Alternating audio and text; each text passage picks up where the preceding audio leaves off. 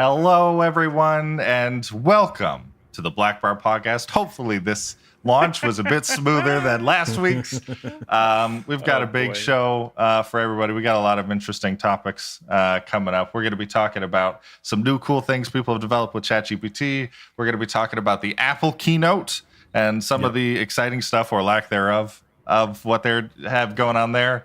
And we're also going to talk about a new camera that Sony just announced and what we can learn from some of the new features. So how you doing, guys? What's going on? Doing well, living. It's been a busy week, dude. It has. Nick It goes has. living. I'm alive. Yeah. It's cooking. We're good. Oh, my boy. Apple Watch is recording my heartbeat right now. Good. So, guys, this week was my first time ever in Costco. For those who don't know, Costco is like a Sam's Club or a BJ's, just a giant like warehouse. Your first time ever in Costco? Yes, my first time ever in Costco. I really wish this was like a paid ad, but I found this. This is boba tea milk mochi. For those who don't know, mochi. Hold that up like one more time. Hold that up. Oh, jeez. What up, man? Okay, so mochi Boba is like a tea Japanese milk snack. Mochi? Yeah, like Is that what mochi you is said? like a sticky rice. It's like a soft rice snack. Yeah. Okay. It's like sweet, and then it also blends boba. This one's technically from Taiwan, even though Japan is kind of where mochi originated. And I'm like addicted. These little things are so problematic. They're so dang good. And now they're a weird texture, but like, man, 10/10, recommend. For the creators of this, if you want to sponsor me, let me know. Let's hook up. This is amazing. It'll be our first sponsor of the video podcast. Will be a Korean mochi brand. That's fine. Blackbar, brought to you by Mochi. Right. No, not really. I'm still surprised That's that at you've never Costco? been to Costco before. Yeah, dude. How do you just? You know, That's an all-American thing. some of us just don't live privileged lives, and it is what it is. Okay. Well, people there a don't want to hear Costco? about Costco and my mochi treat. We've got maybe vaguely more interesting things to talk about today. So I will kick it off with the first topic today. We've talked about ChatGPT before. It's a very cool language based AI that you could talk to, and it can be creative and have conversations. Another feature that's sort of been built in since the beginning is a code interpreter. So you can tell it to write code for you in literally just about every code language that has ever existed, and it can spit out that code. But some mad scientists out there managed to figure out how to hook that up using ChatGPT's API functionality and have it control the terminal on your computer. And I wanted to show, they put out this video to talk about everything it can do. Let me just have this going here. Oh, of course, it's not gonna, hold on. Hold on. Nope. Hold on. There it is. I'm so worried. I this could either be really good or really bad. So what do you got? It is, maybe both. Okay.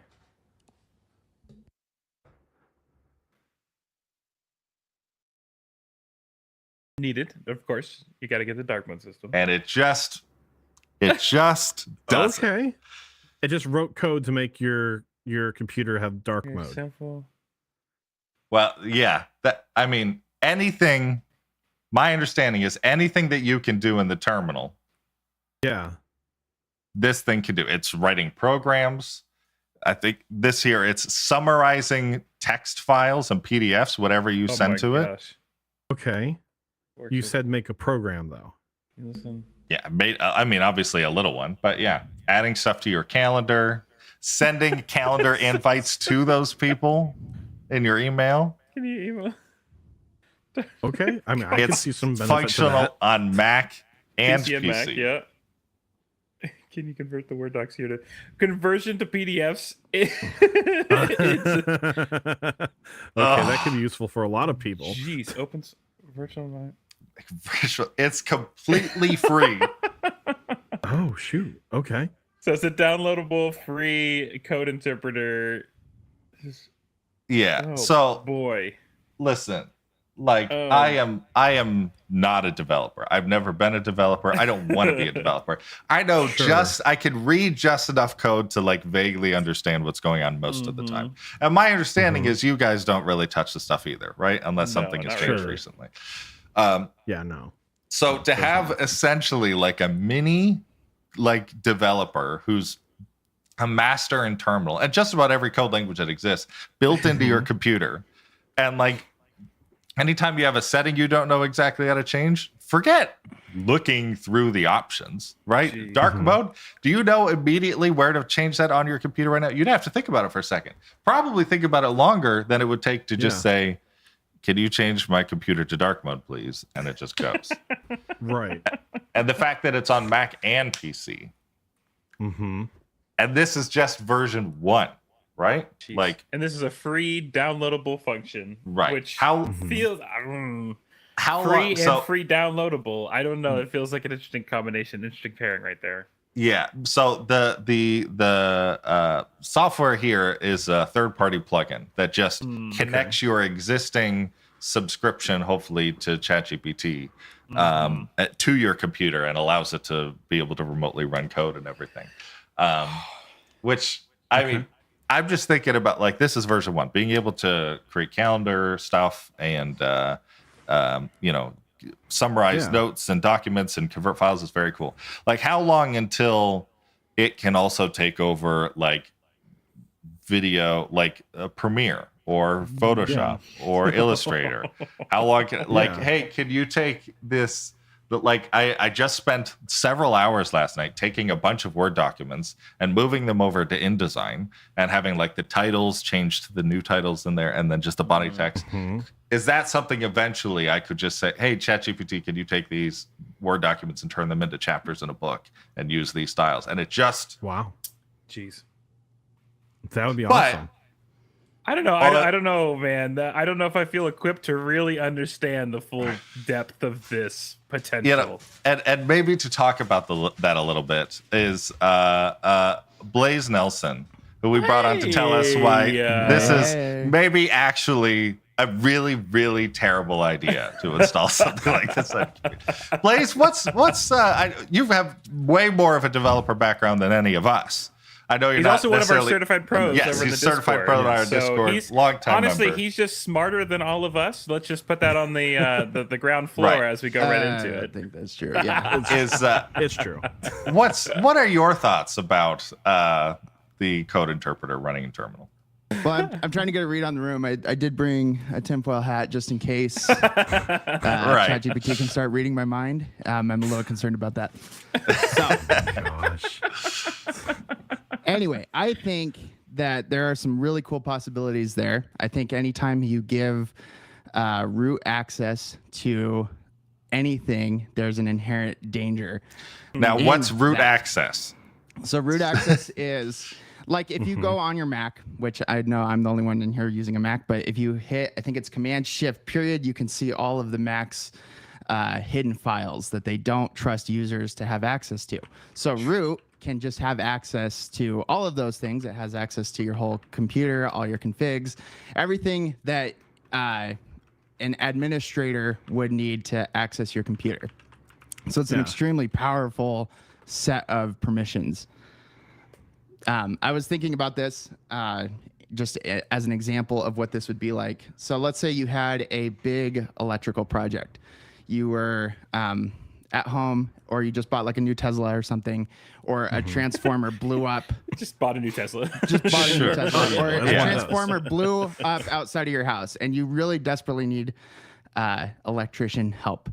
And your uncle is kind of a really good all-around handyman, and he's like, hey, I will come over, and I can use YouTube, and we can figure this out together. And I think that would be a accurate picture of what this is. Sure. ChatGPT is not 100% accurate. I've used it a ton just in different development projects, even different projects that I'm using. And there's a lot of massaging that it takes because it'll get confused or it might not do something perfectly that I asked it to. So it just takes a lot of no, okay, not that. Let's go back and redo this. Okay, I like that part of it, but it didn't work here. And it's an amazing tool. It's an amazing tool. And Right. the potentials of this are awesome. Mm-hmm. I just I'm want to. I do. For those like myself who have very minimal understanding of code, I just want to recognize this ChatGPT. This resource is like the uncle that has approximate knowledge of many things. I love Right. that. The approximate uncle, yeah. but we know the drunken uncle is probably a little bit problematic. I didn't want to cut you off there, Blaise, but that's didn't what say I he feel was like drunk. I mean, It's I think like I've definitely had the experience you have, Blaise, where I've talked to ChatGPT, had it written basic stuff like little programs, and usually the stuff that it puts out is like functional. It works, but there's always something that needs to be fixed. And the idea of just blindly saying, "Here you go. Here's my entire computer and all of the files and every setting I have," and theoretically, I could, it could delete System 32 for all we know and just blow the computer to smithereens. Yeah. I don't trust anybody with it. Even ChatGPT, I don't trust with that. And I think there are programs that do have that kind of access. I Sure. could be misspeaking on that. But they're very limited in what they do. They have a really defined set of goals that they accomplish in this. Right. ChatGPT does not. And also, I think the other dangerous thing about ChatGPT is we don't know exactly where it's pulling from. So it could be pulling from a reputable source, Right. or it could be pulling from a Reddit comment. And Right. you would probably want to likely Reddit know what's happening, where it's pulling from before it's making these big changes to your computer. wow. Yeah. So So the caution of like pulling from a Reddit comment. Let's just say that is, as your example, is the actual truth. What's the problem with that? What's the caution with that? Well, Reddit and Stack Overflow is all you need to be a good developer, right? what That's I'm where all the good saying. stuff Like, is that's all you anyway. need. I mean, Reddit has all the answers. that's pretty close to the truth. Yeah. The problem is humans are imperfect, and it's pulling from human knowledge databases and just everywhere. From my understanding, I don't know, maybe they're using real specific sources, but we don't know what those sources are. And also, if it could be hacked, or if it could be like Right. Yeah. engineered to, to turn dark mode. If all of a sudden hundreds of websites were saying to turn dark mode, you have to put in this backdoor in order to allow dark mode to be turned on. Ooh, I don't like that. I have. And I'm not that saying feels- that Yeah. can happen. I'm just saying. I'm just thinking like the true negative implication of something like that. It feels worrisome, Blaise, especially Blaise, for I a have a free question for you. software. Yeah. Blaise, I got a question for you. Yeah. You had mentioned hacking before, just briefly and just a second ago. Can I utilize a thing like this as someone who doesn't know hacking at all to potentially, I don't know, look for open ports on a network that someone has? Is that something I could use? Are you asking if this is like an easy script kiddie way to get into hacking? Yeah. Nick's like, no, I'm asking for a friend. Could I do Yeah, soft hacking with I this? was Like, never I would kidding. never, but for a friend. Just I kidding. don't feel comfortable answering that question. I get that. I I'll get leave that that. open-ended. I do think that ChatGPT is an amazing learning tool. If you're trying For to sure. figure out how to do something, it's a pretty good feature. So, go ahead, Caleb. I had just like a couple months where like my hobby obsession hyperfixation of the week was like hacking, like cybersecurity, all that kind of stuff. And I bought a bunch of little random like a pineapple, whatever, a bunch of stuff. And I had a program that runs in terminal that takes about 20 seconds to do, that opens up every single browser on the computer, downloads all of the saved passwords, to all of those, and then remotely uploads it to a secure server, and then deletes all existence of itself once it's done. Yeah. And that all exists in terminal. It can run in about 20, 30 seconds. And this is the same, but it does require physical access to the computer to be able to run it. I plug it a dangerous USB stick in. With something like that, it could easily run that program if it had access to it, right? So, I mean, You're talking about Very bad dangerous. USB, right? If you think about like the biggest hacking tools that we have now are like rubber duckies and the OMG cable. Yeah. requiring physical access. If you could figure out how to get ChatGPT to start running code on your computer, you don't even need, you just need whoever has that installed. Right. Okay, so let me so that we don't just talk doom and gloom. Let's do a generous read here. I talked to some. I sent this video concept originally a while back. I sent when we first started talking about it to some coding buddies, and they said they have used similar programs to assist them in their roles. And then Caleb just a minute ago mentioned about the potential of this being a learning tool. Blaise, do you think in your experience that those could be a generous read of this if you don't go into the the dark side of this you ignore system? Just all of the downsides.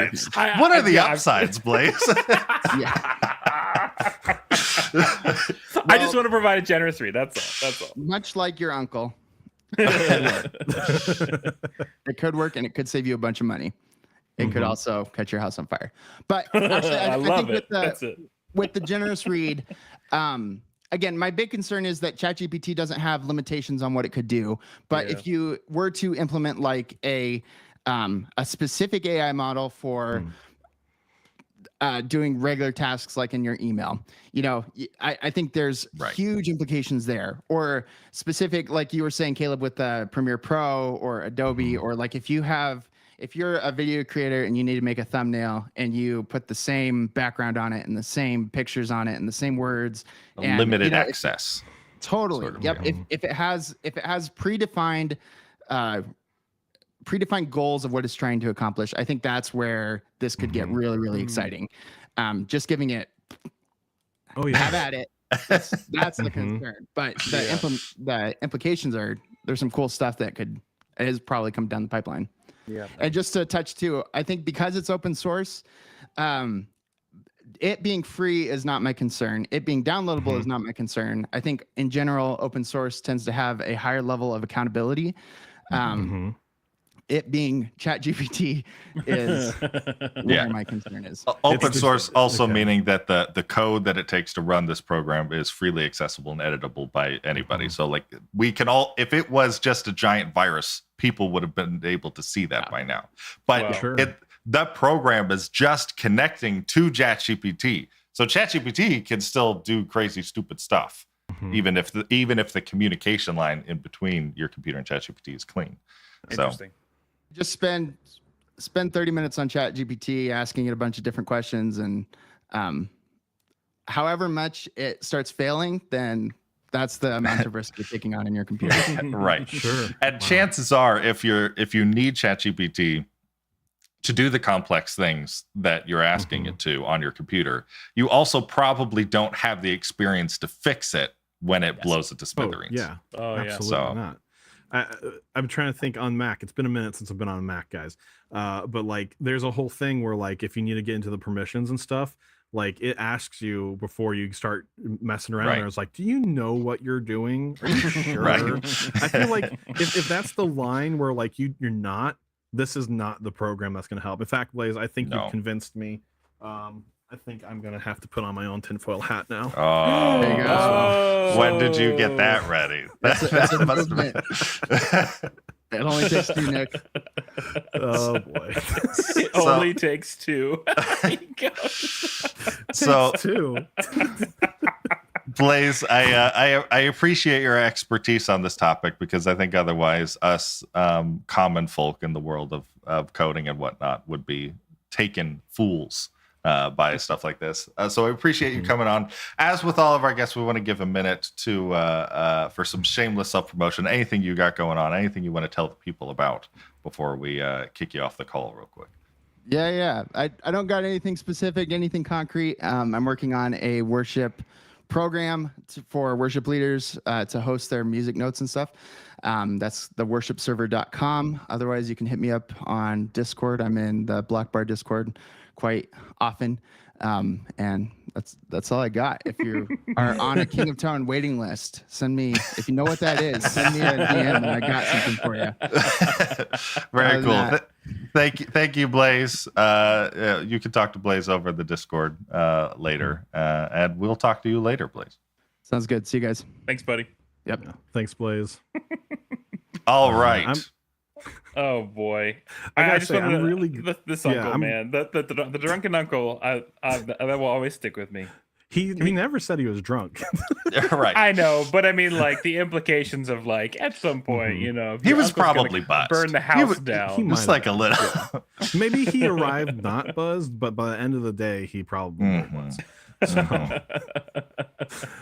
I gotta tell you guys, I'm really, really glad that we have certified pros on the Discord Yes. like Blaise. Like our Discord is absolutely a wonderful community where Christian creatives can get together and talk and stuff. But like we also have those certified pros who are just amazing at what they do.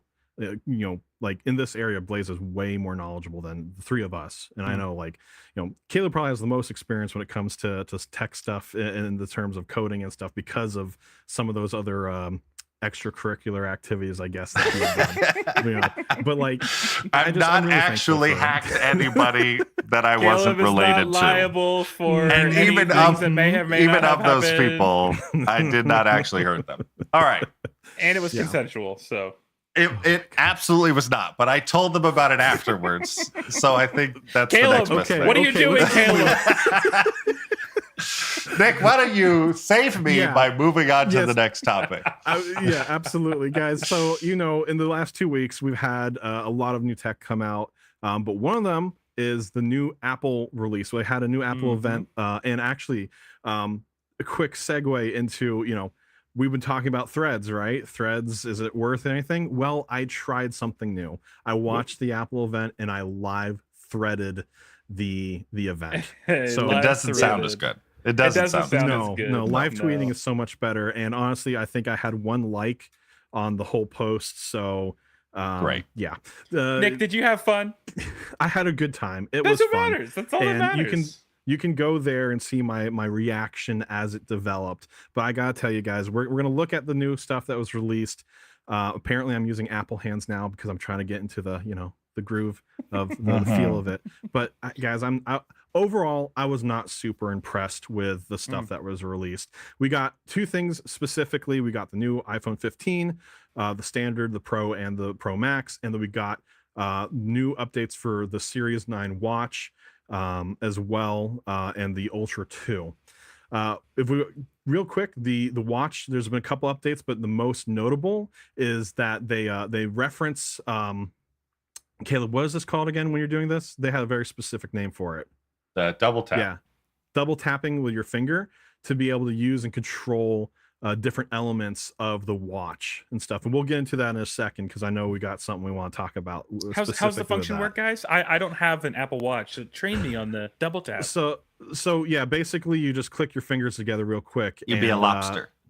Is yeah. this crabcore? Is that what this is?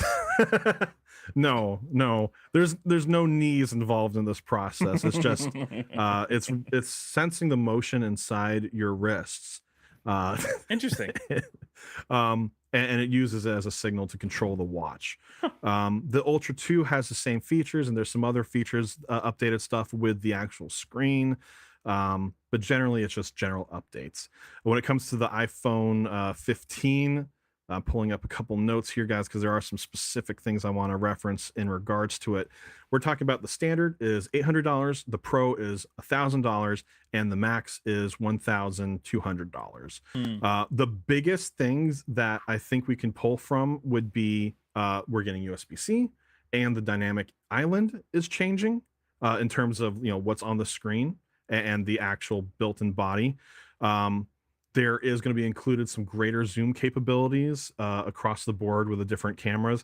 But really, the couple things that I think for me that were most important walking away from the Apple event was that the Pro and the Pro Max have the opportunity to have a 5 times optical zoom, and they have cool. 3 camera lenses in it, which I think the optical zoom is a pretty interesting feature. And this is a camera. This is a pocket camera we're talking about, a phone camera. Yeah, this is your phone. This is Jeez. your phone. And so my overall reaction was it's a nice incremental upgrade for everything. I didn't see anything that was absolutely life-changing, but I want to hear from you guys. Was there anything related to the release that you guys thought about?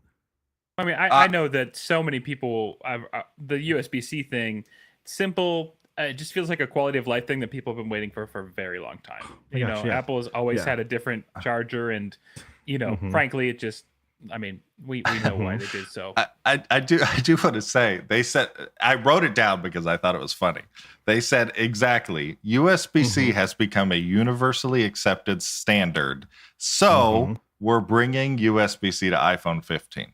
There's definitely no other reason and no other giant global lawsuits that they were involved in that forced them to take on USB-C that drove them to this reason. Is that something that happened? That's not something I'm aware of. That's something that happened? Yeah, in the EU, it was an anti-competitive thing. There was standards that all phones had to live up to, and they fought it really hard. There was a lot of reasons, part of it being proprietary or whatever, and eventually they lost. And their options, I think they technically had one more year to like file in or like do the thing. And their options was literally make a USB-C version only for the EU or do it everywhere. And they just that's so funny to me, just the way that you frame that. Guys, we are so excited to know bring you the new universal they standard. fought so hard over Apple. Man, talk about like eating a win and just absorbing it, or eating a loss. Sorry, taking the big old L and just making it. Yeah, I do think it's worth pointing out though. So the Lightning port on the current phones, supposedly, from what I've been able to read, has USB 3.0 transfer speeds. Now, I can't remember the last time that I was actually transferring stuff over this cable. It doesn't. It doesn't happen. On the new regular version of the iPhone, it has the USB-C, but it's down to USB 2.0 transfer speeds. Oh, geez. Oh my gosh. So we're taking a step back. The chip that was built into it is I mean, an incremental upgrade, but it never had a USB system built into it. So it's sort of being retrofitted. The Pro does have an extra USB chip in there, so it's able to get up to 3.0 speeds. But it literally is measurably worse for at least the regular version of the iPhone. Wow. Even though I'm happy, USB, it's good that it's USB-C. Every Apple device I have will now use the same charger, along with most of the other devices I use now. So I'm not upset about that at all. Yeah, for but sure. I just think it's a little funny that they said it as if it was this charitable thing that they were just super excited about. I do remember watching that. It's a win for consumers that we are getting the USB-C. I did not know, Caleb, what you had just said about the USB-C or USB 2, right? 2.0. That's kind of a bummer, honestly. And USB 3 is in perfect conditions up to 20 times faster than USB 2.0. So especially, I mean, well, I guess the Pro version has the 3.0, which is good considering some of the functionality that it has that I want to talk about later. But regarding the watch, are you guys Apple Watch users? Indeed, I am. Zach is not an Apple Watch user. That's all right. I'm not that cool. It is. Oh, dude, it is a very. It's one of those things that you don't need to have until you had one, and then it's hard to live without it. Interesting. Yeah. I am definitely one. However, the new Apple Watch is not really exciting to me. The Ultra is the most ridiculous waste of money I've ever seen. But the double tap feature that they spent an entire ad talking about is Nick, can you call me on my 4-generation old Apple Watch real quick? Here we go. I don't know how long this is gonna take, right. so I'm gonna work on my my muscle memory for double tapping. Oh, I had my Apple Watch up, so it's not gonna work. It assumed I already had my. Do you need me to call you there back? There it is. I hung up. Double tap has been a thing. I think this is the Series 3, which is several series ago. So like, they made this huge big deal out of it. It's like, we've got extra hardware now to detect your special taps that happen 6 inches away or whatever. Yeah. That's been a thing. That is, it's been hiding in accessibility features. So it's not like it's like a visible thing, but like still it's, I didn't like that.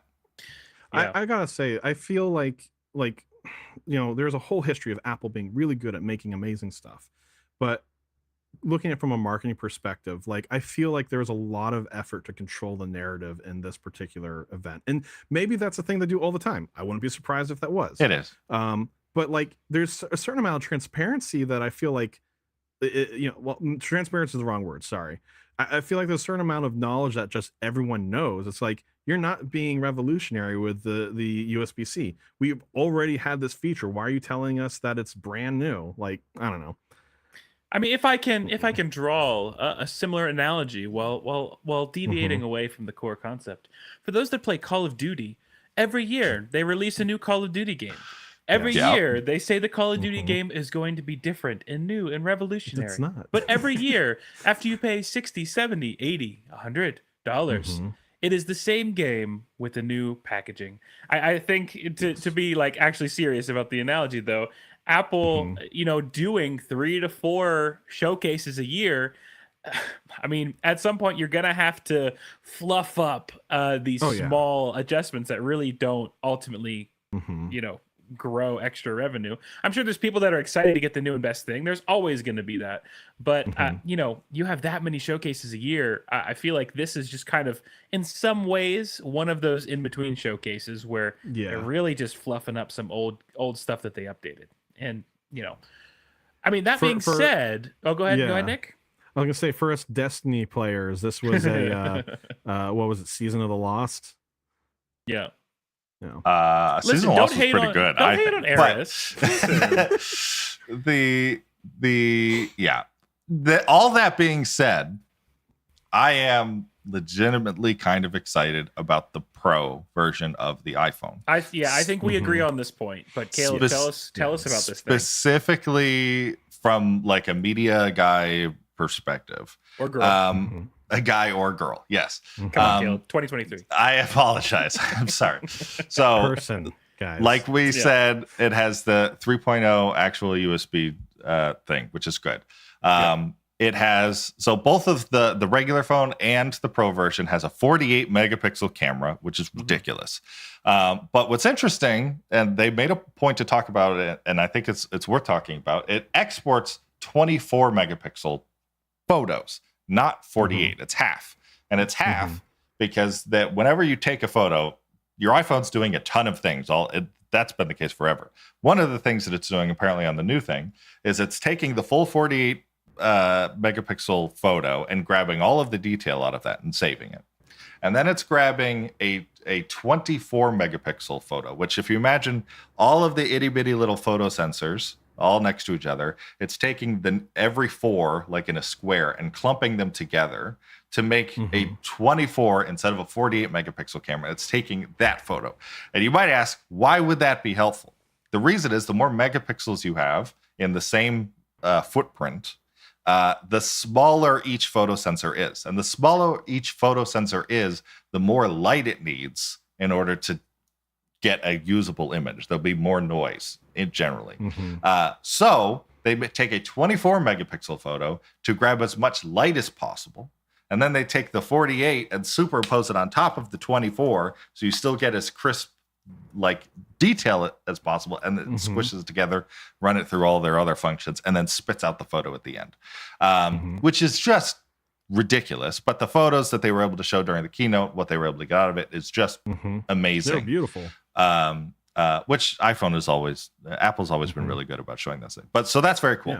Also, because it has a 48 megapixel camera and it's only spitting out 24, they are able to do technically digital zooms without sacrificing any of the visual fidelity. It's basically functionally an optical zoom.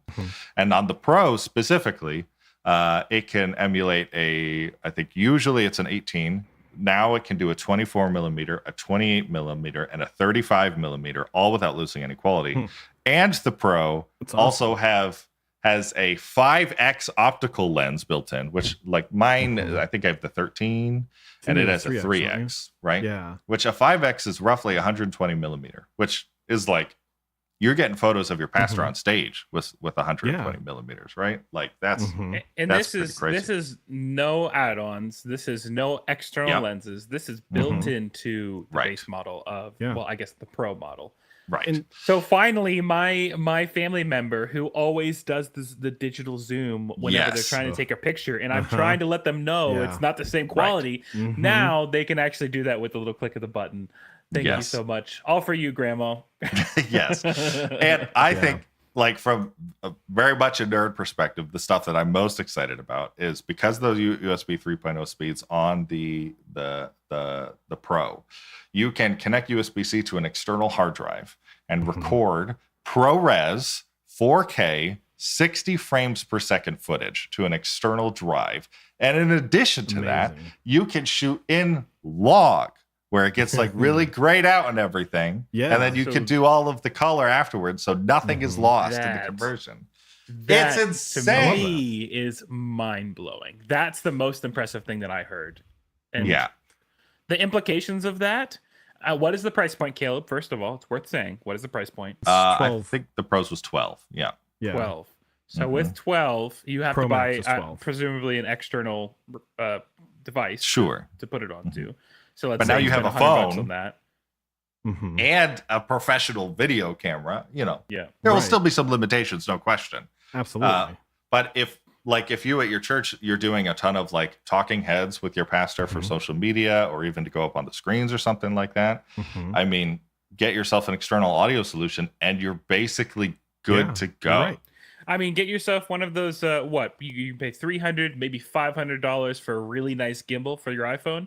You can Mhm. literally kit Well, I think less out. than that. You can kit out iPhone Pro for less than $2,000 to actually give you viable content. Mhm. That's we had cheaper talked- than any good cinema camera that you're going to get. We had talked Relatively about, I speaking. think, a couple of weeks ago, the idea of like, what makes that difference between buying like a different, a DSLR or a mirrorless camera or something versus an iPhone. And I feel like, had we had this information last podcast or whatever, like our answer might have been a little bit different, because if we're talking about a $1,200 $1,200. dollar camera, and if the next comparable thing is like a $1,500 camera, I mean, yeah, Right. buy the iPhone, get the $200 gimbal, maybe spend an extra couple, something that could work. I think what's equally interesting is this idea of like the iPhone having that 5 times zoom now. It depends on the setting. Not every church building is the same, Yeah. but you could potentially use that as a live broadcasting camera as well. Oh, geez. Straight from Possibly. your phone to Facebook. Now you're still going to get Facebook compression, Right. and it's going to look like a potato, but it's it's not going to look like a potato that's looking through a potato. It's not because of your iPhone. I Right. didn't notice, but did the showcase talk at all about low light? Because that is the one thing that I haven't heard us talk about that I do Yep. wonder about, even though we're filming a log, even though we've Right. got a lot of great capabilities. Most churches that are looking for this kind of content have a low light or Yep. a minimal light Mhm. setting. It does. So they did talk about a few. iPhone does have like a low light mode in the camera. My understanding is that it obviously they're doing some extra processing, and I Yeah. think some of the other options are shut off in I don't think you can do like a portrait mode in when you're on low light or whatever. But I'm not going to say it's fantastic, like it's the best I've ever seen, but considering it's a phone, very impressive, especially when it goes down to that 24 megapixel and it's able to get more light out of it. They showed low light a handful of times during the stream, and it was, I mean, very usable, very, it's hard to when it comes to low light, they always show the full video 1920 by 1080, which is not high enough resolution to see if there's a bunch of noise. So, like they could be hiding a lot of that, but Yeah. I'm sure if they are advertising it as a feature, then they must be somewhat proud of it. So Yeah. True. That's crazy. Well, guys, anything else that kind of caught your eye over the showcase? I think that was probably the biggest highlight for me. yeah, for sure. The biggest thing was recognizing that I'm due for an upgrade in February. So that's probably briefly in 30 seconds. One other thing I think is worth mentioning. just because it's something that we've looked at before. We've talked about the Vision Pro, right? Their entry into VR. There are some capabilities with the Pro Max with the triple camera where you can create some 3D video for the headset. We're not anywhere near a 3D camera inside the phone, right? I do think talking about incremental upgrades, this is a incremental upgrade to make the Vision Pro more viable down the future. Maybe like Vision Pro 10 or something, perhaps. But that was another thing that the presentation had that honestly I was looking for. I wanted to see more stuff for the Vision Pro or integration. And we're talking about the double taps with the watch. I could see a Apple Band or something that goes on your other arm, and now you have controllers. Sure. There's technology for the hand tracking and stuff, but I could definitely see the more these Apple devices are interconnecting with each other and the more they're responding to your physical input, the more I could see a AR device that syncs to everything become more viable for Apple's VR tech. I'm still a little bearish on Apple VR unless they can figure out a more reasonable price range. I agree with you, man. Everything it's Apple tax, right? Yeah. Well, I mean, $3,000 is quite a bit of tax for that, but Yes. hopefully they come out with a more consumer friendly option soon. Yeah, I hear you, dude. I'm with you. Wow. So, I mean, ultimately, I think we're seeing a lot of baseline set for the future. And if you don't mind me transitioning to the next conversation, I think what's interesting about the price point of these Apple phone products, whenever we start to look into cameras themselves, I think the price point ranges kind of change a little bit. And you said that the Pro was 1,200 is kind of what we're looking at. Pro Max is 12. Yes. Yeah. So in the realm of maybe a little more expensive than our budgets can actually handle. Nick and Caleb and I, of course, we got multiple group chats. We probably have too many group chats, to be honest. But in one of them, Nick and I were gushing over a brand new camera that's coming out on the market. For those that have not heard of this yet, it's called the Sony Burano Cinema camera. A very, very cool offering from Sony. Today, kind of in this segment, I want to break this down a little bit, talk about this camera, some of the elements, and then, of course, once you hear the price point, we do want to provide some a little bit more reasonable options. But first, we want to gush over this camera. So a lot of specs today we're going to talk about, but specifically talking about the Sony Burano, we've got, so this is a highly mobile Cine Alta camera. Sony has created a line of digital cameras that imitates 35 millimeter film that classic motion picture cameras that have set the industry standard can imitate. So Cine Alta, highly mobile, full frame, 8.6K sensor with a 16-bit RAW recording, 8.6K up to 30 FPS, 6K up to 60 FPS, 120p at 4K in Super 35 mode, 16 stops of latitude and low noise, which is kind of standard for this kind of higher end of camera. They've got some really great tools like the Cine EL for checking exposure on set, which is essentially an exposure tool that allows you to shift your dynamic range to get an extra stop in the shadows or highlights while you're on set. Of course, they've got different mount lenses. The higher end realm of cameras tend to leave what we're aware of, like EF mounts and stuff. It does record on the dual CF Express Type B cards, which again, another higher range step of card type. It's got a dual base native ISO, so most cameras will have a native ISO that they optimally function in. This one comes with a dual base one. Essentially, the result of using a dual base native ISO camera is that the higher of the two native ISO settings can actually display less noise than a digitally boosted lower ISO. So it's like in the darker settings, it'll be able to look a lot more clear and a lot less noisy. It's also got pretty advanced in-body camera stabilization, which is super awesome. And that pairs really uniquely with an electronic variable ND filter. So especially for bright scenes or daylight scenes where you've got a really strong light that's really kind of causing overexposure on skin tones and highlights and that kind of stuff. These ND filters you can adjust in camera so they automatically kind of stop down, essentially like putting sunglasses on your camera lens. That's like the easiest way to say it. So they've got an electronic built-in version of those. And then the last thing, which we haven't really gotten to play with, but just kind of some of the implications are really sweet, is they're using the latest AI autofocus system for their E-mount lenses. So there's a 627 phase detection autofocus with 89% coverage on the depth of the frame that the camera can capture. So there's a lot of autofocusing AI systems that are starting to come out lately, and this apparently just sounds like one of the most advanced present ones.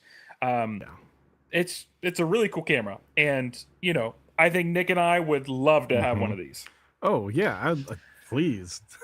However, so how much does it cost, Zach? However, the price point for this is $25,000. So if you thought the $1,200 iPhone Pro is expensive, the Sony Burano is $25,000. I don't know about you guys. I don't know too many churches who, are just sitting on $25,000.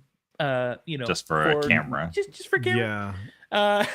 Not many. So we Nick and I have talked, and we'll go over some of the specific details of this, but we want to give you a high, a mid, and a low range offering for more affordable range. And it is worth noting, we're not looking at the live stream side of things in this conversation. We mainly want to focus on the cinema camera side of things. So Nick, what do you think before we get into kind of our list? Yeah. Is there anything, or Caleb, you're open as well, is there anything that I was saying that you think we need to clarify what the value of different elements are? We talked about sensor, we talked about frame rates and that kind of stuff, different stops of dynamic range. I don't know if there's anything we need to touch on. I think sensor might be kind of important because we also, we talked about it a little bit with the iPhone in a way. Yeah. Sensor size can matter. For a lot of the cameras that like mirrorless and other cinema cameras, we're talking about, some people are using APS-C, right? A crop sensor versus a full frame sensor, right? Some of the differences there are just if you're using a lens that's meant for a full frame sensor on a crop sensor camera, what you're going to end up having is essentially a optical zoom that isn't from the actual the glass. It's more from just the fact that the spread of the image is across less of a frame, right? Because you have a smaller sensor. And so a 50 millimeter might become more like an 85 millimeter on a crop sensor. And so for some individuals, that's important to know, I think, because it does change how your glass works. Now, there's also something to be said about Caleb, and I might refer to you here because I'm not sure I'm using the right terminology here, but downscaling, right? What about downscaling? So there is what's that? What about downscaling? So I think there's some value in downscaling for sensor size, because a larger sensor might be able to have more capability in terms of 8K, 6K. Sure. Certainly we have, smaller sensors are doing great, like the A7S, right? That looks kind of like the breakout small sensor one, could do 4K externally, right? But looking at the Burano, we're talking 8K, 6K. And if I remember from my own research, when we're doing 6K, there's an option to do a downscaled from 8K. Right. And my knowledge of this gets a little bit hazy. Funny because we're talking about sharpness, but I feel like when you're downscaling, that is one of the things that happens, is downscaling from 8K to 6K can somewhat adjust the sharpness of an image. For sure. There's certainly an amount of diminishing returns, but if you imagine taking a 1,000 by 1,000 pixel image and scaling it up to 2,000 by 2,000, you've only got 1,000 by 1,000 pixels worth of information to scale up. So it's going to create more pixels, but really what it's doing is it's stretching those. When you go the opposite direction, you're obviously, if you're taking 2,000 pixel image and moving down to 1,000, you cannot fit 2,000 pixels worth of information in the 1,000. However, the stuff that is going to transfer over is going to be very crisp. It's going to be very clear. And one of the like best functions of this sort of thing. If you have a bunch of noise in an 8K image, most noise is 1 pixel big, right? So when you scale it down to 1080, it will effectively delete the noise that exists in your image to the point of which some people add it back in afterwards digitally. So it is usually, if you have a reasonable sized storage to be able to handle the highest resolution your camera can spit out, and you have a workflow to be able to handle a computer that can process it, it's usually a good idea to shoot in it just to be able to get, even if you're gonna downscale it, just to be able to get the high quality stuff. For sure. Yeah. So beyond the sensor, a couple things that we'll also kind of cover through these other offerings. We're talking about frame rates, max frame rates. You know, having a camera be able to do 6K at like 240 is totally different than just 10K at like 120. Frame rates are always valuable, especially depending on the projects and the settings that we're doing in. I mentioned autofocus. You know, autofocus is always, I don't want to say always, autofocus is a tool that I think can highly benefit you if you learn how to use it correctly. The higher end cameras that have a higher quality autofocus could be the difference, especially when you're on a one-man shoot or a one-woman shoot, is being able to make sure it's as sharp as you can get. You know, like I said, we'll talk about a little bit about dynamic range. These guys kind of touched on it already. We also want to talk about codecs, which is essentially how these cameras kind of record file types in. And then for some of these cameras, like I mentioned, the Burano specifically has an ND filter built in. Of course, you can buy ND filters for the front of your lenses, regardless of the camera that you look at on our list. However, built-in ND filter is a tool that's really valuable. So those are kind of like a couple of the things that we want to look at specifically. Wanted to just explain a couple of those things. But we do want to get into this list because if you're like me, you don't have 25K to spend on a camera. No? But there are more competitive, lower, well, not more competitive. There are viable options that are at a lower price point than 25K. So I think it's worth mentioning before we move to some of the more reasonable cameras. We have a comment from Visual Nectar at 25,000. Why not go with the Red Raptor at the same price? Red's color science is obviously far superior to Sony's in the cinema world. Obviously, we're in that price range with the Red, in general. The Red Raptor, I mean, Red is extremely established when it comes to the high end, like digital cinema world. And I think they have a reputation to uphold. I think the one downside with Red is it's not only expensive to buy the camera, it's expensive in the entire ecosystem. And Sony, generally speaking, does a better job. I mean, certainly you can still buy expensive accessories and whatnot for that. And there's no question the color science with Red is extremely tested, and it's extremely known in the 25,000, like in the, I've got more money than I know what to do with range. But this is sort of a new space for Sony, and I haven't seen them tested side by side yet, right? So I'm curious to see what they're going to do. There will always be a difference. Every version of Log is not the same, right? That they all treat it a little bit differently. Sony generally has a reputation to be a little bit cooler in skin tones and stuff like that. So I'm curious what to see. Like, I guess the proof will be in the pudding for the people who do have that kind of money, what they end up buying in 5-10 years. Ironically, the feature, like the kind of like featured launch video that we saw, that was like kind of this person testing out one of these cameras because they had, I think it was on TikTok or Reels or something like that. Regardless, they didn't really film that good quality of content, so it wasn't like the best feature. I mean, like I think what captured Nick and I was the pure volume of features that this camera does have, and it's absolutely a competitive at that price point. So I would be really interested in seeing more of a full feature of this camera actually in action. So for sure. But Nick, why don't you go ahead and get us into the more affordable range options? We did a little bit of research, Nick and I, throughout the week, and we found a couple things that we thought could be comparable. So I'll give you kind of a range. We have a low, a medium, and a high. So low being 1,000 to 2,500. Then we have a mid being 2,500 to 6,000, and then 6,000 to 10,000 being the high range. One thing to note, just to make it clear, abundantly clear, we're kind of pulling from the price range that we've seen in comparable church budgets, right? That's why 1,000 is kind of low for a cinema camera. 10,000 is kind of high. Obviously, as Visual Nectar mentioned, the Red has a comparable $24,000 camera to the Sony. Sony has even higher quality ones with their Venice series, right? So there are other options, but within the scope of church budgets, that's why we're saying low, medium, high. And with that said, I want to tell you guys about some of the higher range things from 6,000 to 10,000. Essentially, the ones that we're recommending would be in the Red family. There's the Red Digital Cinema Komodo X 6K digital cinema camera, which is at the high peak, the $10,000 camera. And then we also have the Red Digital Cinema Komodo 6K for $6,000 there. So kind of the two versions of that same camera. Cameras. Yes.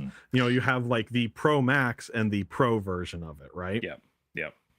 And the other thing that's worth noting, like I mentioned with the Red Raptor, the camera is just the first thing you have to pay for in the Red ecosystem. Everything they have is proprietary, and all of it is very expensive. Yes, but it is very good. It absolutely is. It is.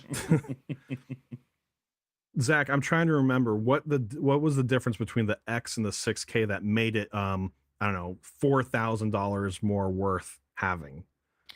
Yeah, I mean, so it's got, I think it's 6.5 stops compared to 16 stops as far as the dynamic range goes. That is a significant difference. Yeah, that's a pretty big one. The X6K will do full frame 6K up to 80 FPS and 4K up to 240, compared to the lower one, which would be 4K up to 60 and 2K up to 240. Between those two, those are some of the strongest differences. Their sensor is same, if not very similar. The 6K, the X6K will support up to ProRes 444 and 422, while the codecs of just the 6K is 422 HQ and 422. So if you need access to the ProRes 4444 codec, which maybe Nick, you should briefly reference what a codec means. I mean, those would be the biggest selling points. So maybe this is probably a good time to talk about codecs. So codec stands for compression, decompression. And essentially what that is how is your computer system taking the file, making it small, and then taking that small file and making it big again. Right? Compression, decompression. There's a lot of different things, and Caleb, please correct me if I say something wrong here, because there's another part of codec I will. Which is containers, right? Containers being different. Codec being the algorithm, if you can call it, of how it throws away information to make it small and then rebuild it, versus the type of file that it's contained inside of.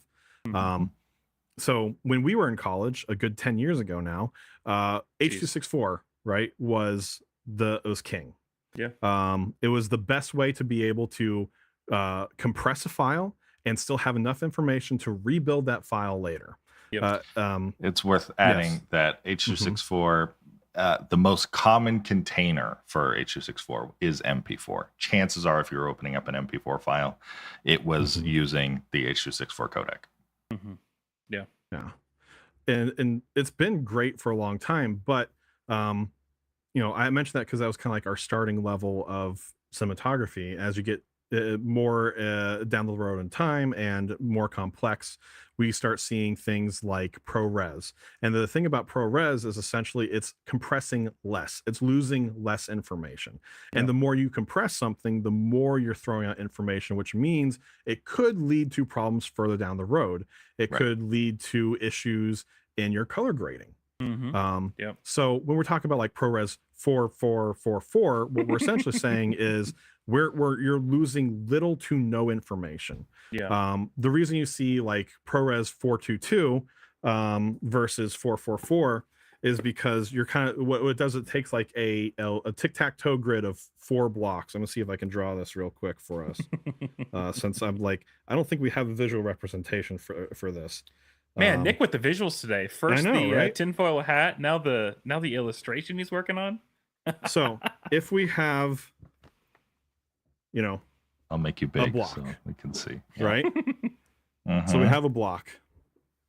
444 is going to take every single one of those blocks and say, I'm holding on to that information. 422 is going to, and Caleb, correct me if I'm wrong, or Dan DeRosiers if you're watching. 422 takes a grid of 4 and keeps only 2. And then the algorithm is going to take those X'd out boxes and take information around it and say, this is what I think this actually will look like. And so, essentially that's what your codecs are doing is it's eliminating information to make the file smaller. But the offset is that you lose that information. You can get it back through the reconstruction of it. Yeah. But it's not it's an approximation. Mm-hmm. The thing that I do think it's so ProRes 4444 is currently kind of the king of I mean there are even more excessive beyond that. Just straight uncompressed is an option if you would like to delete 100 gigs of your hard drive for 3 minutes of footage. But 4444, the last 4 is for a uncompressed alpha channel. Mm-hmm. And that's very nice as a motion graphics guy and whatever. Yes. I'm not sure why I need an uncompressed alpha channel out of a camera necessarily. Yeah, sure. That's a fair point. That's the existing codec that is, there is no 444, I don't believe, without the last 4. So that's fine. That's not the end of the world. So just a TLDR, a very simplified way to say it, and I'm happy to be corrected, is that a codec is the way your camera will condense information and then carry it into a package for you to reuse when you take it into the editing suite. That's like a very simple way to say it with all that information.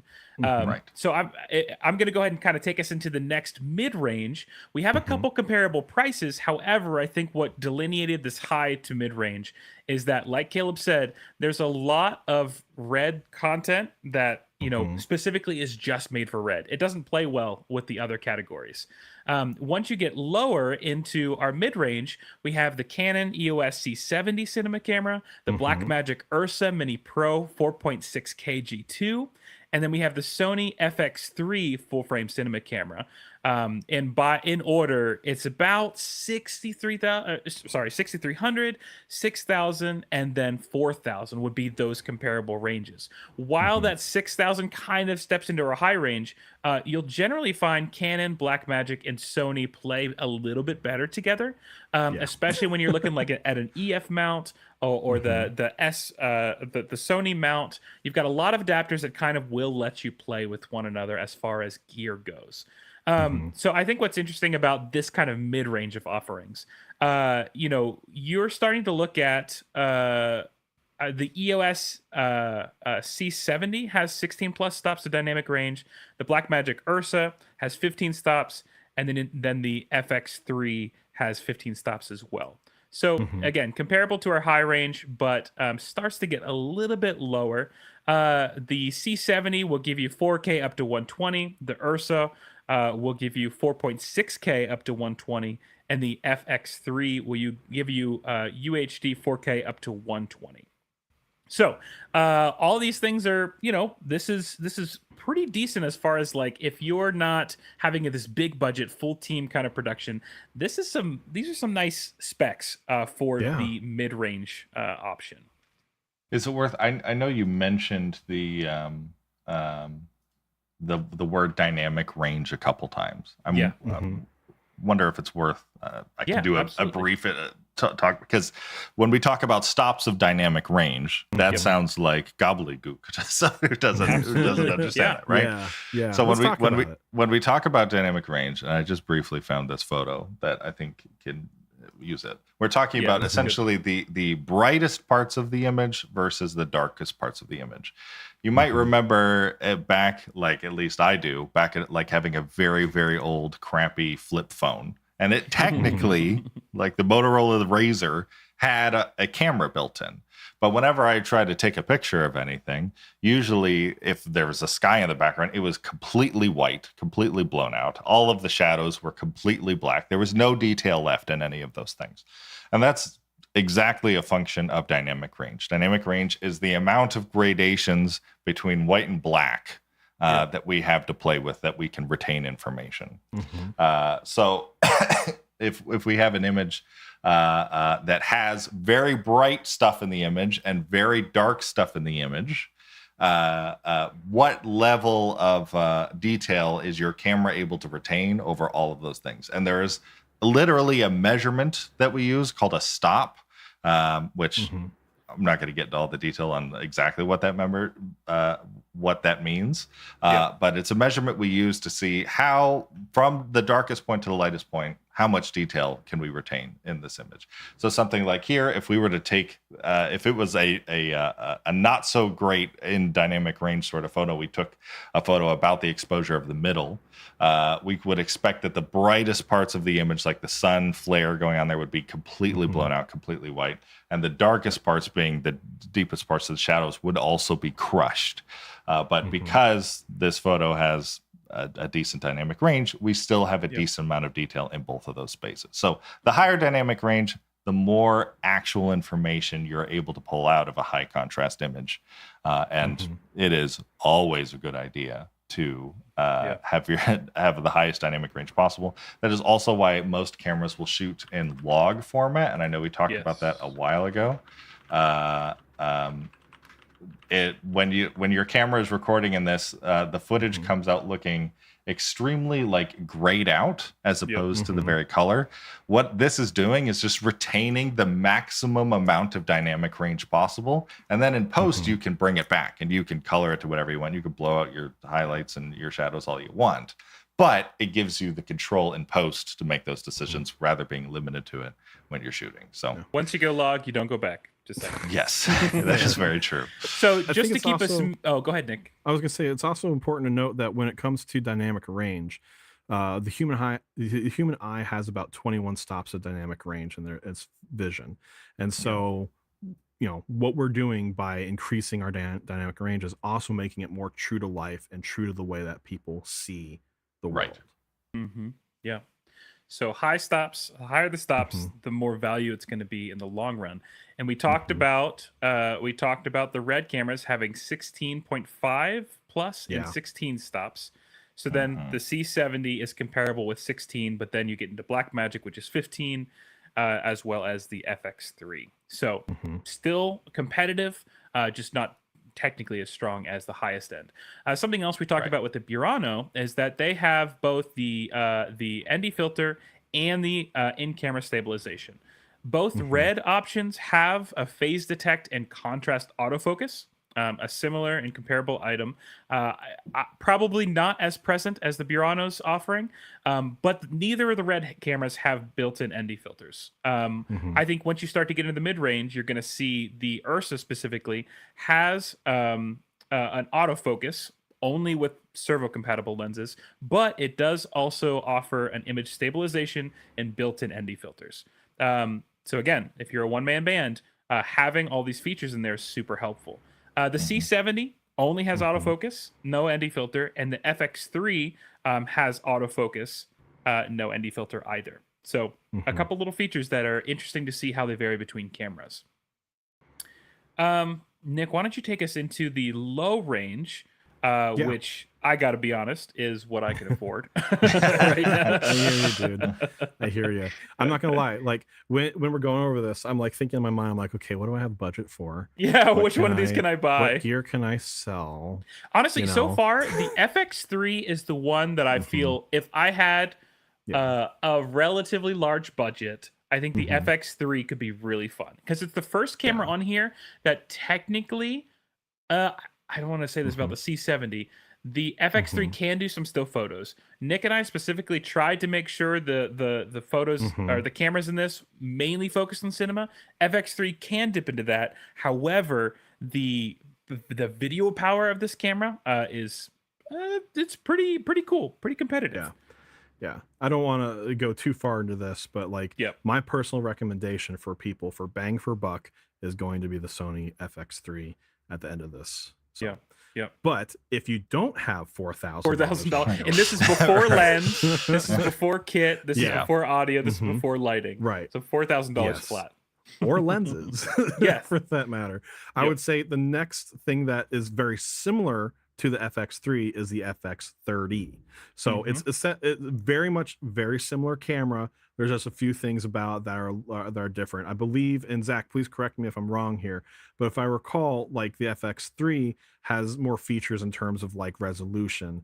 I think it does 6K. Am I wrong about that? The FX3, Yes. it'll do UDH 4K up to 120, and then Okay. 1080 up to 240, compared to the FX30, which will do. Actually, it looks like very similar numbers as far as the max frame rate goes. Yes. So So frame rate being important, right? In terms of a quick flyover of that, like the higher resolution, obviously, hopefully the better the image, but frame rate can be important if you need to slow down footage.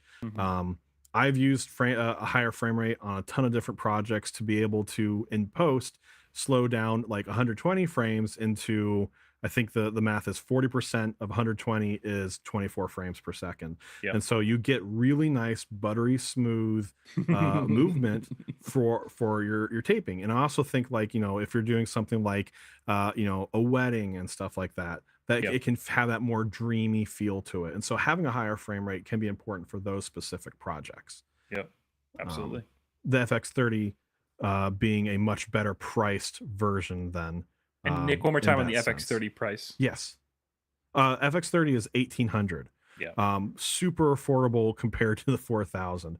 Well, also alongside that, and it's behind me right here, but we have a Blackmagic Pocket 6K Pro, which is the higher end of that. Inside that family of the Pocket 6K, you have the original model, which we're not going to talk too much about. That's what I have for my own. Like, that's what I use. Sorry, Zach. No, it's okay. Like, I'm putting out quality stuff at this base model price. You know, so just kind of setting like a baseline of like, I would recommend the baseline without all these other features. But Nick, continue what you're saying. Yeah. And then you have the G2, the 6K G2, which is essentially the 6K Pro minus some features being internal ND filters. So, and I could be wrong about this, but at least when they were first released, I believe the G2 and the original model were practically the same price, which is why I say sorry to Zach, because I missed out. It's on me. You know what? It's because they put it in, you know? They put it in after everyone bought it. And so I know for Blackbar, we purchased the Blackmagic 6K Pro, and we molded over because it was a good $500 more expensive to get the Pro. But for us, it was important enough to have the ND filters. And I think at the time there was an articulating viewfinder that was not available in the previous version. So that goes between 16 to 26 for the 6K G2 and the Pro. But yeah, those are the lower end things. And I would say, like, honestly, behind the FX3, the 6K works amazingly. You can talk about codecs. It can record ProRes and Blackmagic RAW, which is something we didn't talk about. You know, talking about, you know, preserving as many pixels as possible. Blackmagic RAW essentially is throwing out nothing at that point. It is an alternative codec to 444, 4444, or whatever. It's even higher than that. It's insane the amount of storage it takes up. It is disgusting. We but have, it's high quality. It's 2 terabyte hard drives that we record to when we do you know, Blackbar Productions Inc. work. And I think we can fit on 2 terabytes you know, at a low bit rate, maybe 300 minutes of footage. Which 2 terabytes. 2 terabytes. It's horrifying. Right? So and so it's rough. And then But, as far as like features that we talked about before, that's worth noting, Blackmagic, the Pocket Cinemas, they only have autofocus with compatible lenses, again, which is kind of a bummer, because the FX30 has built-in phase detection, autofocus, face tracking, and eye autofocus, which is a nice little thing. I like I said, I've got the base model, the Blackmagic. I don't have any version of this, so that would be something that I personally would enjoy seeing, being able to use. And then image stabilization, a 5-axis image stabilization in the FX30, and then no specific image stabilization that I saw in the Blackmagic Pocket Cinema. So we got 2 quick questions in the comments. I don't know if we want to address. Someone was saying the Panasonic Lumix G9 II mirrorless camera. That's Rylan there is looking at that. We actually have today honorable mentions, and as I said, kind of midway through, we talked about a lot of cameras, and most of them do not do photo. And we did that intentionally, but especially for someone who's on a church budget, who you have a dual role where you're responsible for video and photo, there's a couple really great options that we didn't talk about. Panasonic has so many great offerings. The Lumix GX9 II mirrorless, which I'm looking at right now, coming out at about $1,900. That does both. Some really sweet stats in that. We also have on our list EOS R or R5C. Great mirrorless cameras. I got a friend that uses that. Really quality stuff, she says, from those things. The entire Sony A7 line, the A7 S3 and A7 S4 specifically, I think are the most recent offerings of that. Really, really strong low light capabilities in those cameras for the price point. Panasonic Lumix GH5. We've got a friend, Matt Oliphant. Don't know if you're watching. He loves his GH5. He said it's been so dynamic for so many different things that they need. And then, of course, Fujifilm has really been providing some good video options. Each of those cameras, I think, have the capacity for both video and photography. So yeah, Panasonic, Fujifilm, Sony, Canon. Those are all some other things. Nick and I only have time in this episode to talk about this small list, so there's so many different avenues that we could go. I think we might as well talk about Trevor's Canon XH-A1S. I was wondering about that, which is a classic from released in 2008. With a rock salt built-in fixed lens that you can't swap, but it goes up to 20 times zoom, which is pretty impressive. Gets up to 24 frames per second at 1080p. Does it 2P? Because what I'm looking at says I. Oh, is it interlaced? I think it's interlaced, dude. We've come a long way. We didn't touch on interlaced versus progressive, but just don't film it interlaced. Just anything that says I, just don't buy it.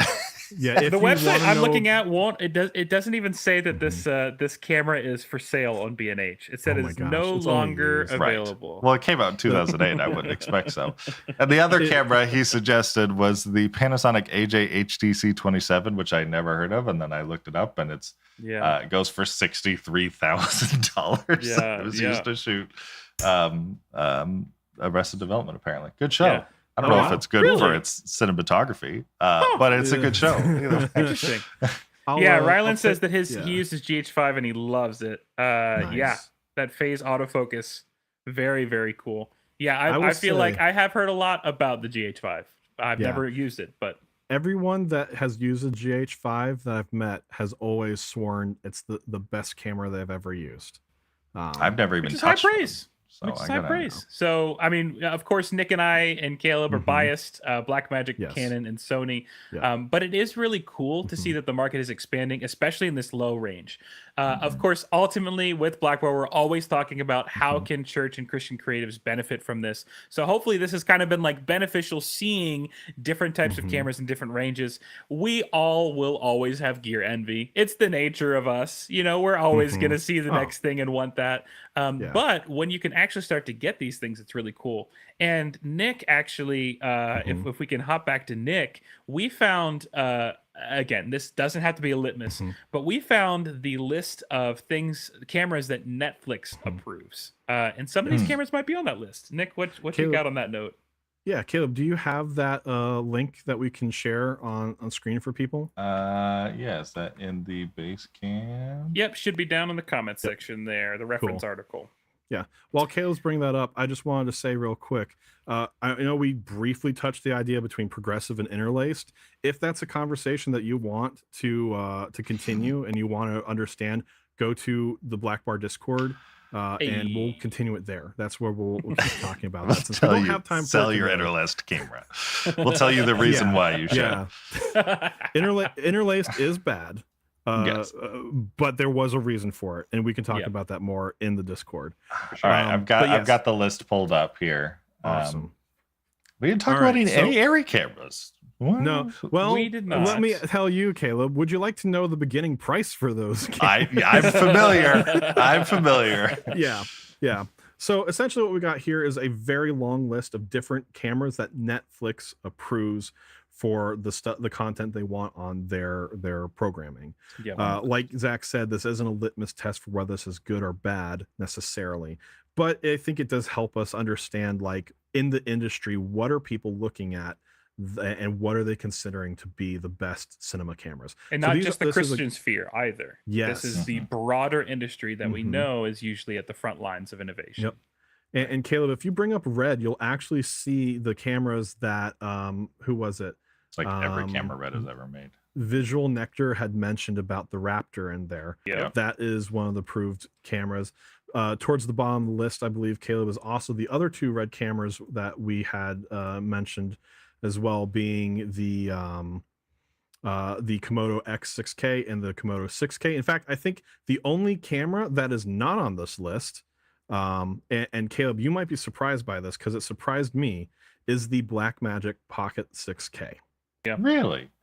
Yep. Of all the cameras we mentioned, including the FX, I'm sorry, there is one other one, but the FX3 is included on the Netflix approved list. Yeah, really. I am also the FX30 is not, but I mean, a lot yeah. of the cameras that we did in this list are like we have a high point and a low point. So the FX30, Right. which is technically the higher version of the FX30, is a viable option, at least for Netflix's standards.